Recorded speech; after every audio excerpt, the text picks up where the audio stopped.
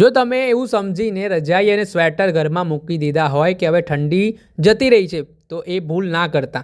હવે ઠંડીનો વધુ એક નવો રાઉન્ડ આવી રહ્યો છે આગામી દિવસોમાં. હવામાન નિષ્ણાંત પરેશ ગોસ્વામી દ્વારા ઠંડીને લઈને એક મોટી આગાહી કરવામાં આવી છે.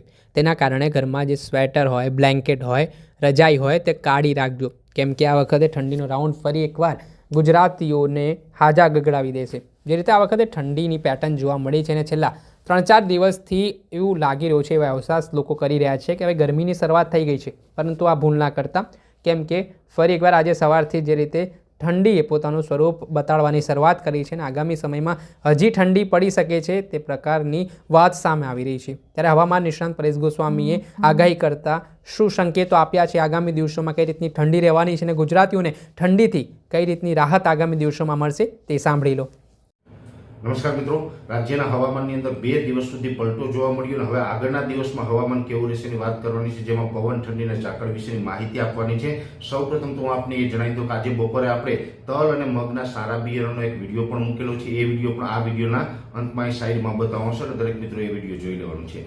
બીજી વાત આપણે એ કરવાની છે કે આજે 4 ફેબ્રુઆરી છે અને છેલ્લા 2-3 દિવસથી રાજ્યના હવામાનમાં પલટો જોવા મળ્યા. અનેક જગ્યાએ ઉત્તર ગુજરાત હોય, કચ્છના પૂર્વના ભાગો હોય અથવા તો સૌરાષ્ટ્રના ભાગો છે, મધ્ય ગુજરાતના ભાગો છે, અનેક વિસ્તારોની અંદર હાઈ લેવલના વાદળો જોવા મળ્યા અને આકાશની અંદર એક વાદળથી ઘેરાયેલો આકાશ જોવા મળ્યું છે. જો કે આજની તારીખે જોવા જઈએ તો મોટા ભાગના વિસ્તારોની અંદરથી વાદળ હટ્યા પણ છે, છતાં પણ આજે પણ અનેક વિસ્તારોની અંદર વાદળછાયું વાતાવરણ જોવા મળી રહ્યું છે. અને એ સાથે જોવા જઈએ તો આવતીકાલે સાંજથી આપણું હવામાન છે ખુલ્લું થશે, વાદળો છે હટશે, આવી સંભાવનાઓ છે. એ સાથે હું આપને એ જણાવી દઉં કે છેલ્લા 2 દિવસથી ઝાકળનું પ્રમાણ પણ જોવા મળતું હતું.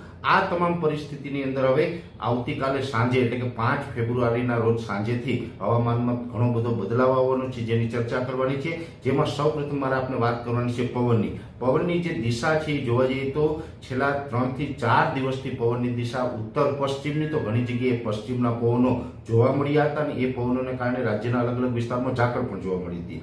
પવનની સ્પીડ છે એ પણ અત્યારે નોર્મલ કરતાં વધારે ચાલી રહી છે. આવતીકાલે સાંજેથી પવન છે ફરીથી ઉત્તરના થશે. આવતીકાલે સાંજેથી પવન ફરીથી ઉત્તરનો થઈ જશે અને એ સાથે અત્યારે પવનની સ્પીડ છે એ નોર્મલ કરતાં વધારે એટલે કે 17 થી લઈને 20 કિલોમીટર પ્રતિ કલાકની ઝડપે જે પવન ચાલી રહ્યો છે એ પવન છે 8 ફેબ્રુઆરીથી નોર્મલ થશે. 8 ફેબ્રુઆરીથી પવનની સ્પીડ ફરીથી 9 થી લઈને 12 કિલોમીટરની થશે.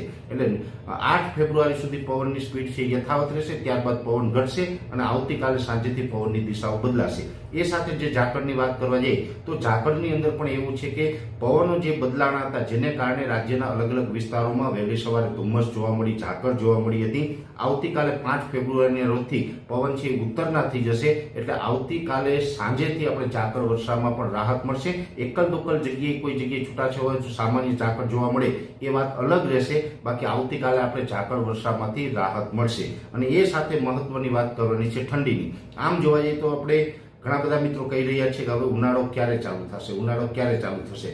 દરેક મિત્રોને મારે ફરીથી જણાવવાનું છે કે ઉનાળા વિશે આપણે 1-2 દિવસની અંદર જાહેરાત કરશું કે ક્યારથી ચાલુ થશે, પણ ઉનાળો ચાલુ થવામાં હજી વાર લાગશે, હજી ઉનાળો ચાલુ નહીં થાય. આવતીકાલથી ફરીથી ઉત્તરના પવનો ચાલુ થશે એટલે જે છેલ્લા 2-3 દિવસથી ઠંડીમાં નોર્મલ ઘટાડો થયો હતો એ ફરીથી પાછો ઠંડીમાં પણ વધારો થઈ શકે છે અને હજુ પણ ઠંડીનો રાઉન્ડ આવશે. અત્યારે સામાન્ય રીતે જોવા જઈએ તો 30 થી 32 ડિગ્રીની રેન્જમાં તાપમાન ચાલી રહ્યું છે. 1-2 દિવસની અંદર 30 ડિગ્રીથી પણ તાપમાન નીચું જાય અને સરેરાશ 2 થી 3 ડિગ્રી તાપમાન ઘટે તેવી શક્યતાઓ છે. એટલે હજુ પણ ઠંડી છે સવાર સાંજ અને રાત્રિના ટાઈમે તો ચાલુ જ રહેશે. હા, ઠીક છે કે જે દિવસનું તાપમાન છે એ થોડુંક નોર્મલ નજીક ચાલી રહ્યું છે, પણ રાત્રે આપણે હજુ પણ શિયાળાનો અહેસાસ થઈ રહ્યો છે અને આગળના દિવસોમાં પણ શિયાળાનો અહેસાસ આપણે થતો જ રહેશે. એટલે હમણાં આપણે ઉનાળાની શરૂઆત નહીં થાય. ઉનાળા વિશે 1 થી 2 દિવસમાં આપણે અગત્યની માહિતી પણ પસાર કરશું, પણ ખાસ કરીને પવન, ઠંડી, ઝાકળ અને હવામાનના પલટા વિશે અગત્યની માહિતી આપવાની હતી એ મેં આપને આપવાનો પ્રયત્ન કર્યો. પણ શરૂઆતમાં મેં આપને જણાવ્યું હતું આ સાઈડમાં વિડીયો દેખાઈને ટચ કરીને જોશો એટલે તલ અને મગના સારા બિયારણ વિશેની સંપૂર્ણ માહિતી મળશે. અત્યારે આ વિડીયોની અંદર એટલું જ. અંતમાં દરેક મિત્રો વિનંતી રહેશે કે વિડીયો લાઈક આપીને દરેક ગ્રુપમાં શેર કરવો અને જે મિત્રો આપણી ચેનલને સબસ્ક્રાઇબ ન કરેલી હોય એ મિત્રોએ ચેનલને સબસ્ક્રાઇબ કરવી. આજે આપશો. ધન્યવાદ. આ હતા હવામાન નિષ્ણાંત પરેશ ગોસ્વામી. તેમના દ્વારા હાલ ઠંડીને લઈને મહત્વની આગાહી કરવામાં આવી છે.